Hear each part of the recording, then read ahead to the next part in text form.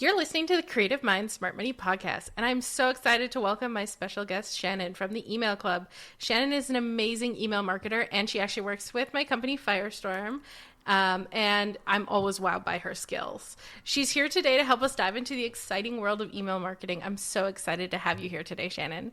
Thanks for having me. I'm so excited to be here. Absolutely. So can you go into a little bit and explain to us why you became an email marketer and kind of like what inspired you to go into that field? Yeah. I'll try and give you the short version, but essentially in 2020, I had been a wedding photographer for 10 years. I always had heard email was awesome. I had even taken a course and tried it a little, but I didn't really see any success. So I was like, okay, it must not work for photographers, which is kind of embarrassing that I thought that. And now considering what I do, but here we are. And so after a few months of what we all know happened in 2020, I almost lost my 10-year business in a few months. And I thought, let me give this email thing one more try. And so I sent one email and I made $2,600. And I thought, no way. Like, I literally was like, is this what people have been talking about when they're like, you need an email list, you need an email list? And so I tried it again a few months later just to make sure it wasn't a fluke, and I sold more. And then by the end of the year, I set up some systems. I actually wound up making like $13,000 in my business that month just from email, or that year, from email. And I was like, okay, how come nobody's teaching other business owners how to do this? And I thought, that needs to be me. So that's kind of the short version of how I got here. That's awesome and also really inspiring, but like a true testament to why it is so important. Yeah. Because I think a lot of business owners just rely on social media and they don't realize the power of email marketing. Absolutely. And I think because we always hear as business owners, like, you need a list, start a list, start a list. I actually would argue that's not great advice. Like, anyone can start a list, but you need to know how to use an email list in order to see success with it. Yes, absolutely. So why is starting an email list important for businesses and entrepreneurs? I mean, I personally love it because it is a direct line to your ideal client or customer or whatever it is that whoever you work with. And it's one of those things that people literally volunteer to be on your email list. They want to hear from you. They said they like what you have so much, they want you in their inboxes. So you don't have an algorithm to fight. You don't have like the same problems you have on social as far as like making sure your content's seen.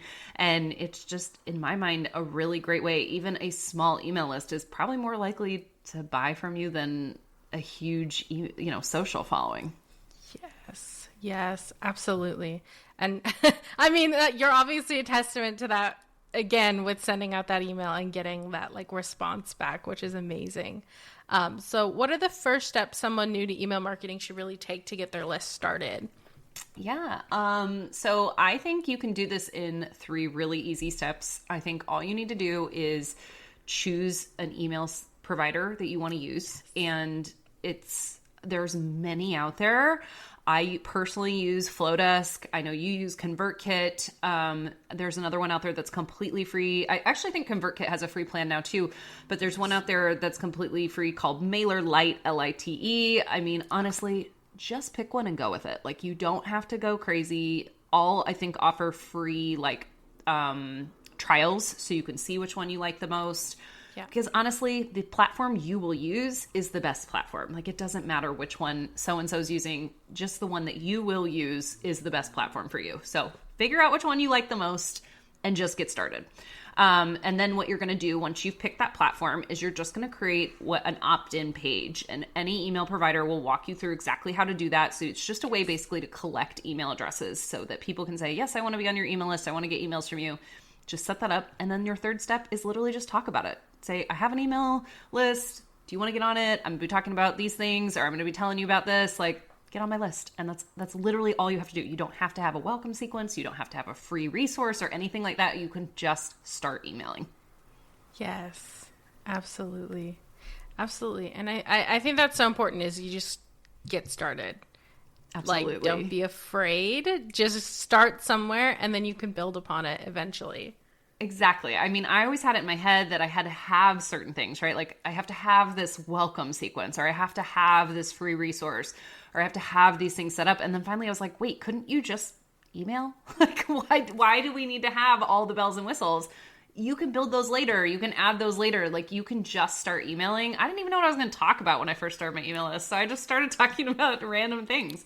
And then as my email list changed, yes, I lost some subscribers, but I got new ones that were more aligned. Or it's just, we overthink it in our head that we need to do all these things, but really you just need to write an email and send it.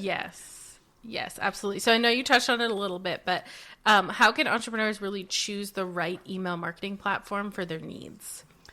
Yeah, so I think it's, especially if you're just starting, really any of these platforms we've mentioned will work perfect for you. So you really don't need to go crazy looking at, all the bells and whistles on 18 different platforms. You can just choose one of the top platforms that, you're interested in. I can go crazy on each one, but like Flowdesk, I think works really well for creatives because you can get really crafty and make it look really pretty a lot easier than in some other email providers. You can kind of make any email look pretty. It's slightly easier to do in Flowdesk. Right. But like ConvertKit's great. MailerLite's great. Again, you can make these all look the way you want. And at the end of the day, I was actually just talking to my members about this today too, which is kind of funny. But at the end of the day, like, yes, I enjoy a pretty email, don't get me wrong, but most people aren't buying because your email's pretty. They're buying for other reasons. They're not. I know tons and tons of extremely successful business owners that literally just put text in an email. They do not put any design. They don't put a logo even. They just put text in an email and they sell like crazy. So I think good design or like bad design can hurt your email, whereas good design is fine, but it's kind of like a cherry on top. You don't necessarily need it. So I say figure out which one you enjoy using the platform in and then just go from there. Yes. And I know it's a common thing, like it's called like shiny penny syndrome, where you're like, ooh, I just started using this one. And then, on Threads, someone says, oh my gosh, Flowdesk is amazing. And you're like, wait, should I have gone with Flowdesk or something like that? But I think what's best is like mastering that platform and knowing what works best for you rather than being like, I'm going to jump from email platform to email platform. Exactly. Yeah. And I think you can always switch, right? Like people switch all the time. Yes. So if you start using one and you're just like, I don't have this feature I really need, or I'm not enjoying this or that, then you can always switch. Like that's another beautiful thing about email is that we own those email. I mean, I guess we don't own the emails, but you know what I mean? We can download the email addresses and upload them into another platform, and those are yours to take with you. Yes, absolutely. So what are some effective strategies for growing an email list from scratch? Yeah, I mean, honestly, my favorite one and the one that I feel like gets overlooked all the time and underestimated is just talking about it. Like, it's silly, but it honestly works. I know a girl that just wrote on stories not all that long ago. She goes, you want to know how I grew my email list to like 20 people the last like 2 weeks? And she was like, I just talked about it. And I was like, yeah, it's literally the easiest way to grow your list. And I think we get in our heads too that like, okay, 20 people over 2 weeks, that's not quote unquote that many people. But if you had a store and 20 people came into your store over 2 weeks, you'd be probably pretty thrilled and you'd be excited to talk to each one of those people. So why are we so hung up on this? Like, what do you want? 1,000 people? Like, if you had 20 people come into your store, would you be like, oh, it's only 20 people. I'm going to still stand outside and shout at people to come in. Well, no, you're going to nurture who's in your store. You're going to answer their questions. You're going to help them. So I think we often get like in our heads that like, we have to have this massive growth. That probably comes from social, right? Where we have to have these like, or we feel like we need these like massive followings and things like that. And those vanity metrics and email is just like, no one can see your numbers. So unless you share them with people. And it's one of those things that, like I said, it's so much more intimate of a platform that having 20 new people on your email list could change your life. It could, if 20 people bought $1,000 offer, wow, what a month, right? Yes. So it's just one of those things that like, I think we get really obsessed with this idea of like epic growth, I'm going on a little tangent here for 2 seconds, but I think it works here is that we hear a lot of people tell us that like, you won't sell if your list isn't X size. And I have proven that wrong time and time again. Like they'll say like only 2% of your list will buy. No, if you actually like specifically get really strategic about who you want on your email list, Yeah. and just target those people, you're going to sell a whole lot more to your list than if you are just trying to grow to grow. So that's why I felt like that was necessary there. But anyway, my favorite way to grow an email list is to talk about it. Other really great things that work well are, you can find somebody to collaborate with. So if you have another really good biz friend or just, a group you're in or something like that, you can all like swap freebies or exchange email lists. So you could talk about somebody on your list one week and then they could talk about somebody and you can kind of do an email exchange. Those work really well. And then obviously just getting out there as far as like interviews, like podcasts and things like that, like places you can talk about your emails and your lists and just things you do to, I always say like, you want to make it kind of enticing for people, right? Like they don't want to just join a list. They want to know, what are they going to get out of it? What do you have on that list that's going to help them with the problem they're sitting in? Yes, exactly. And I kind of find it funny when you're like, oh, how she's saying that she got 20 people over 2 weeks. It kind of reminds me of that sound. It was like really popular on TikTok a while back where it's like, oh, I only got 60 views. And they're like, well, if 60 people came into a room with me, I would be thrilled. Yep. Yep. Or you'd be speechless, right? Because you've got 60 people staring at you. I always say that when people have like smaller lists, like, oh, I only have 27 people on my list. I'm like, if you had a room of 27 people, you'd be probably kind of intimidated. So, yep. Yeah, exactly. So how can businesses encourage their audience to sign up for their email lists? I know you kind of touched on that a little bit already. Yeah. So, I mean, I think make it easy. I think a lot of times we like, if you're sharing about it on social, sometimes we forget to like just throw up a link or like how to get on the list, right? It's something very simple that we just overlook, but like, give them a link to opt in or give them a sticker box to say, put your email in here. I like to have them opt in so I don't mistype emails because I'm notorious at typing things wrong, but so I like to let people type it. But if you want to type it yourself, you could do it that way too. But yeah, I think that making it easy and make it really easy for people to find. Sometimes I'll see people be like, go to the link in my bio and scroll down to the bottom of my page. I'm like, no one's going to do this, baby girl. Like we need to give them just link the page so they can sign up. Yeah. Again, it's very easy to make these opt-in pages in your email provider. It'll walk you through them all. So just make it simple for people to get on your list and that way they can do it more easily. If they have to do a lot of work, they're probably not going to do it. Yes. One of the things I love about working with Shannon is that they send me like stories that I can put on Instagram with like already pre-built like link stickers, like put your link here. And that just kind of reminds me and it gets me thinking like, okay, I need to put this on my page. And I've actually gotten, I think, 13 people from my stories from those posts because people just click on the link and they sign up. And I think that's one of the easiest ways. Again, like Shannon saying, like, if you just put in your story, oh, hey, I have an email list, nobody's going to really look at it. But if you add that link in there, people are going to be like, okay, I can just go ahead and sign up without having to go anywhere else.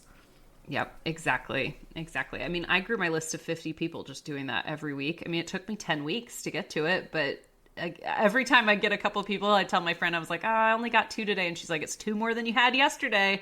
And I'm like, yes. Damn straight. Yes, exactly. So how can entrepreneurs find the time to consistently create email content? Yeah, I mean, I know this is a constant concern, and I felt this way too when I first kind of heard about email. It's like, oh, you just don't have time for another thing. But I mean, email one is worth it. Like I'm telling you right now, I would not do email if it wasn't because it's that good. And I always joke, I'm like, I'm lazy. Like if I can find the easy way to do something, I'm gonna do the easy way because I'm like making a campaign that lazy is actually a good thing now because I think it's gotten a negative connotation. But I'm like, email is the lazy man's way of marketing, in my opinion, and I think that's a good thing. But yeah, so essentially, I think what helped me to get consistent with it was to pick a day I was going to send my email every week. Now, I recommend sending weekly. I know we haven't gotten to that question yet, but I'll answer it now because I feel like it fits here. I recommend sending weekly because for many reasons, but essentially because one, it's good for you to get into a pattern, but two, it's like they say we need to like get in front of people every, 7 to 11 times or something before people buy. Yeah. I think I mean, I think we all can agree that number is probably a lot higher than it used to be. It's probably higher than 7 to 11.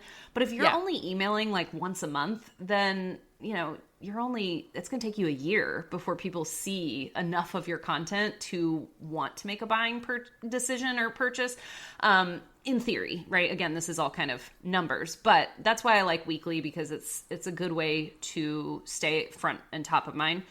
But if you absolutely are like, there is no way I could commit to weekly, then you can try every other week, or you can try, 2 times a month and see if that works for you. And you will find probably that you will have more and more to say, and you will finally get into the weekly swing of things. Yes. Or if you have to only do monthly, you can. Again, I don't think you're going to see the best results with monthly, but if it will get you started, great, go for it. But what I did for my weekly emails was I was like, okay, I know personally, like I could literally ask almost anyone, like, when do I send my emails? And they probably be like, Fridays, because I always say my emails are going out on Fridays. So I just say like, okay, Friday's sending my email, Thursday I need to write it. And so for me, I like to do it week to week. I know that's like baffling to a lot of people, but I just email every week. I sit down and write my email on Thursday nights, and then it goes out on Friday. That's just how I work. I'm not a great batch worker, but if you are, 1 email a week is only 4 emails. So you could sit down at the beginning of the month, write out 4 emails, and then just schedule them through the month and be done. Yeah. That's kind of the beautiful thing about email. It's not like social that now there's like trending audio, or that audio isn't trending, or I need to change this thing or do that, or like hashtags or whatever. Like you can literally just have them scheduled and sent out while you're doing other things. Yeah. Yeah. No, that's so true. I feel like, especially with email too, sometimes it can be really spur of the moment. Like, but I know before working with you, I did the same thing. Like, I was like, I can't write ahead of time because it's more based on like what I feel the night before. And I'm like, this is what I want to talk about. So sometimes it's like, you just can't think that far ahead. And I think that a lot of marketing is kind of emotional, and there are times like, when you do batch content where you need to pivot because you're like, no, I have something more important to say right now. So I don't think it's a bad thing at all to like, totally. And if something comes up and you've like already written an email, you can always pause it and send it later and do the thing that's come up. Or you can send an extra email. Sometimes I have to remind myself that like, I'm like, oh, I should add that to or send that on my email. And I'm like, where am I going to fit it in the email? And then I'm like, wait, why don't I just send another email? Like, who cares? It's my email list. I can do what I want to. Exactly. I mean, I guess there are limits. I saw on Threads at one point, there was a lady that said she got, I think it was 6 emails from one person in one day. And I was like, holy crap. I can do better than that. Oh my goodness. 17 in 12 hours from somebody. Yeah. Oh my gosh. Yeah. It's like, there are people out there who suggest, like email people that suggest sending as many emails as you can humanly handle, essentially. I mean, I don't know their exact rules because I'm not in their programs, but there are people out there who do pitch this. And yes, honestly, a rule of thumb in the email world is the more emails you send, the more you'll sell. Like, that's just kind of true. But they're usually more quality emails than they are just crap emails. And I think that I think people kind of get in their heads that like, I don't like email, so I don't want to send email. And I'm like, you're probably getting crappy emails if you don't like email. Like, or you're just not on the right list, right? You're getting like 8 emails from Banana Republic one day or something, right? And like, you already know about that sale. You don't need more. But if you're sending quality emails that people like to get, it's exciting. It's fun to send those. So I've heard this of people sending many in one day. And again, to each their own. I'm sure that strategy works for some people, and I'm sure it's certain situations that it does work. I think once a week is okay. You don't need to go crazy here. Yes. And I think sometimes, especially when we're busy entrepreneurs, like seeing our inbox fill up like that from the same person, it's like, whoa, like what's happening? Absolutely. And I mean, again, I'm like, I don't know how these people have an email list sending that many, but I stayed on it only because I'm fascinated by how they can manage content for 17 emails in a day. But I think, again, I don't know how it must work. They keep doing it. Yes. So. So how can businesses generate ideas for engaging and valuable email content? Yeah, I love this question. So I think it's really important to think about when it comes to content, like, what are people asking you all the time, right? Like, what questions are they constantly asking you, or what things are you answering over and over again? Or again, as we mentioned, threads, sometimes you could just scroll through there. A post I did on threads went crazy because of seeing other people talk about a situation. And so I shared something about it, and of course it went crazy. You could do the same thing with email though, right? You could still share it on threads and an email. Or, you can do both, but sometimes just getting ideas of like, what are people talking about right now, or what problems am I seeing them stuck in over and over again, or questions that they're having, and I can answer those in emails. That's like my go-to for content when it comes to email. But if you're, other ways to kind of think about that too would be like, what's something you wish somebody knew before working with you, right? Like if you could touch them and tell them things, put it in an email, right? Like put that in an email. What, I'm sure you could think the same thing for like things about bookkeeping, right? Like what you wish they knew before they came to you to book you, or what they, what you wish they knew when booking a package with you, and like what things to look for in a bad, what is a bad situation, or what are red flags to look for in a bookkeeper or something like that. Like these are all things that people like need the answer to. And or just really simple things sometimes too. Like I think I said one time, like your email doesn't need to be a sales page because you're sending them to a sales page. And this girl's mind was like blown. And it would have never occurred to me to have said that as a thing. But I was like, oh, yeah. I should make that an email, No, I love too, like your subject lines, and seeing you on threads and being like, oh wait, I should make that a subject line. And I'm like, that's so great that you're just like constantly coming up with content as you're responding to other people. We have a saying in my membership that like everything is an email. So like literally you're brushing your teeth, that's an email. Like and so we always tie them into stories and things like that. And it's just, it can be really fun. And I think that's what we tend to forget at times because it feels like this techie thing we have to do. And I'm like, make it fun. How can you make it interesting for people and talk to them like humans? I think a lot of times we like get an email and we all of a sudden turn into robots. Like we're like, must buy my things. Like, why are we talking like this? Just talk to them like it's your best friend. Yes, exactly. And I think that really helps build that list too, is when you do talk to them like that. Like I know that in some of the emails that you make for me, we talk about people like actually responding back. And I think that that's so important because sometimes, people don't think that they can respond back. Like when you get an email from like Banana Republic, you're like, I'm not going to respond back to this email. But when you get an email from, Shannon or Samantha, you're like, wait, I can actually talk to this person and get to know them a little bit better. Yeah, absolutely. Absolutely. And it is such an intimate I don't know why we'll like DM somebody any time of day, but like an email, we're like, oh, should we respond? I don't know. but trust us, anytime you respond to either of us or any small business owner, we are like thrilled. So please keep responding to our emails. Yes. It's so cool too. Cause you're like, oh my gosh, someone actually read my email and responded to it. Like that's really awesome. Have you gotten the like random person that'll be like, I love your emails. And you're like, you're on my email list. Like you didn't even realize they were there. Yes. And I love to like, the little quizzes where we put A, B, C, D, and then I get people that comment and they just give me a letter and I'm like, hey, that's cool. You're still responding, so it still works. That's one of my favorite tricks that I think people don't. They'll make a question too complicated for people to respond to. And I'm like, make it a 1, 2, 3 or ABC question that they can just reply a letter or a number.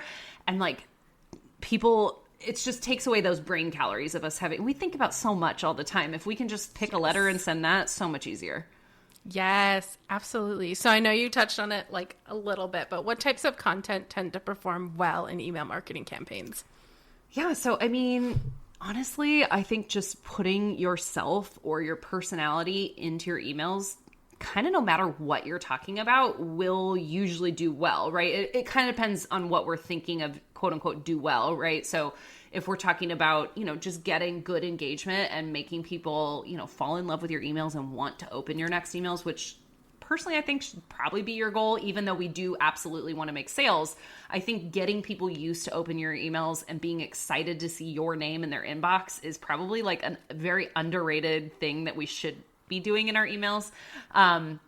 So I think just, again, talking like you are who you are and not turning into this, I'll see people like post things on Threads, right? They have these crazy stories, these crazy thoughts. And then in their emails, they're like, hello, how are you doing today? It's weird weather, right? And I'm like, why are you talking like this? Like, why don't you put that crazy story you just told me on Threads in this email? And I would be like, tell me more. Like, I want to hear everything you have to say. So I think just thinking about like what helped me a lot when it comes to getting like good content and feeling really good with email was sometimes I would go into my like who's on my list, my subscriber list. And I, especially when I was first starting, and I would just scroll through it until I saw somebody that I was like, perfect, I'll write this email to them in my head. And so then I would sit and be like, hey, Samantha, how are, and I would talk like I'm talking to you, and I would write this whole email. And then it felt more like I would got so many more responses, so much more of like people being interested and feeling like that email was written just for them, even though, it was going to a list of a pretty sizable number. They felt like it was a personal conversation because I was talking to them like they're humans. Yes. So what are some of the strategies for overcoming writer's block when creating email content? So that's one of them. I love to go through and find somebody to talk to. And then that way it helps me to think, how would I talk to this person? Especially if they maybe ask me something about like email, right? Like this is a great example. Some of these questions I could totally turn into an email and just, talk about like I'm talking to a friend. Like I said, sometimes I love to scroll different things that don't go too crazy because obviously we don't want to consume so much that then we're kind of confused. But I heard this trick actually too from somebody, I think it might have even been on Threads, of somebody saying like, write down like 52 questions that people ask you, right? And just like set a timer for like a half hour, an hour, and just write down all these questions. And then they're like, you have content for your email for 52 weeks, like an entire year, essentially. So just, that's a great way of just thinking of like questions you get all the time and making those content. And you can always go back to that kind of thing. Another thing you could do is go through your content you posted before and pick something and turn it into an email. Yes.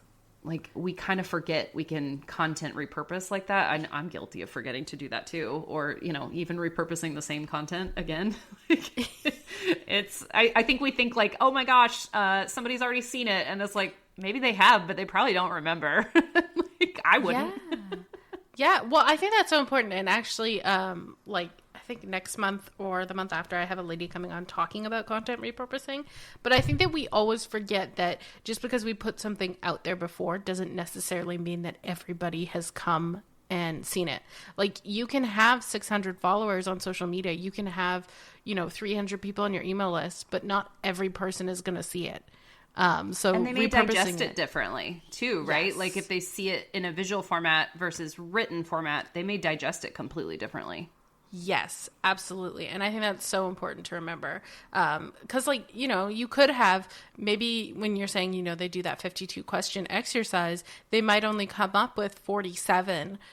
They could take 3 of those questions and repurpose them at some point throughout the year. Maybe it's a really popular question that gets asked so many times and you're like, well, I'll just write a couple emails about it. And that's kind of the beautiful thing about email too, is like, I think a lot of times we think it needs to be a certain length or I think this comes from school and those 5-paragraph essays that I'm like breaking people of this every day, I feel like. But we think we need to write this like, intro and 3 paragraphs and a conclusion and all these things, right? And I'm like, you could put 3 sentences in an email and send it. Like it could be literally someone asked me this question today and here's what I said. Send. Like you wouldn't even have to go harder than that. I literally see somebody like Postable, the site that you can like buy cards and order from and they ship for you. They have my friend actually does their emails, but they have some really fun emails that are sometimes just a sentence. Like they literally will be like 25% off cards, click here. That's it.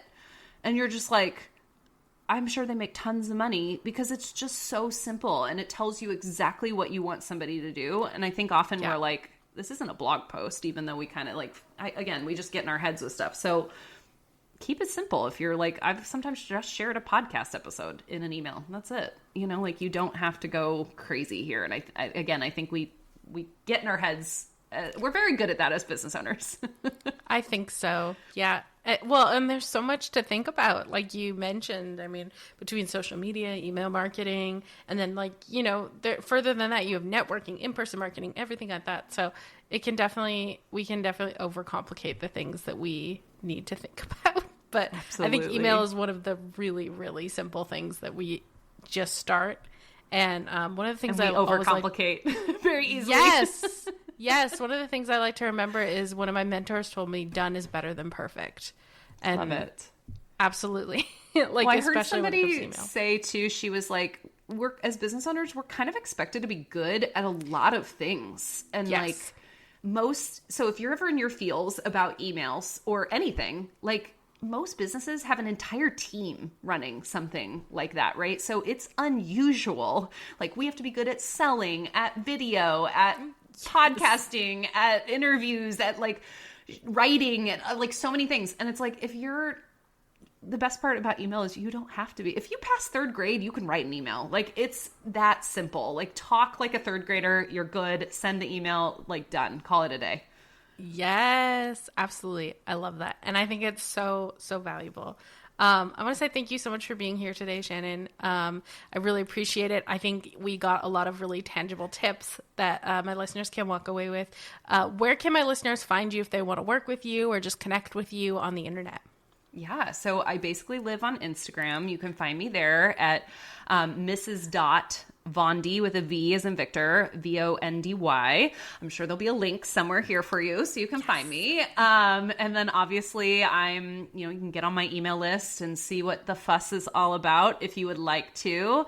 I probably have a free resource I'm going to hand off to you too that you can include. And so that way we can connect, and please feel free to DM me or reach out. I love having conversations, or if you have questions about email, it's my favorite subject. So feel free to let me know, and I would love to chat with you further. You can also find me on my website too at theemailclub.co if that's your jam. Beautiful. Well, thank you again, Shannon. It was such a great episode, and I can't wait to see what our listeners say about it. Thanks for having me, Samantha. Bye.